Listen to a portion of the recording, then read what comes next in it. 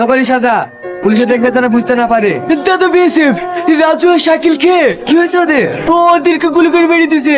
আমি কোন রকম বেঁচে পালিয়ে এসেছি। আর মাল? মাল আসতে পারিনি দাদা, সব পুলিশে ধরে লিলিছে। দাদা ওকে হসপিটালে নিয়ে যাবো? না না, এতক্ষণ পুলিশ হাসপাতালে পৌঁছে গেছে। ও যদি পুলিশের সামনে মুখ খুলে দেয় আমরা ফেঁসে যাবো। আমি পুলিশকে কিছু বলবো না দাদা, আমাকে বাঁচান। হ্যালো বাবু, হ্যাঁ মা, বাপ তুই কোথায় আছিস? বাজারের দিকে আছি। কেন কিছু বলছো নাকি মা? হ্যাঁ মধু, তুই তাড়াতাড়ি বাড়ি আয়। কি হলো মা, এত তাড়াহুড়ি করে ডাকলা কেন? এই রামিসা, তোর বিশ্বাসে কেন? এই তো তোর বোন আমাদেরকে কিছু না বলে বিয়ে করে ফেলেছে। এসব কি শুনছে রামিসা? সব সত্যি?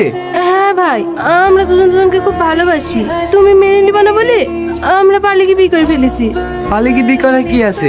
আমাকে বললেই পারত।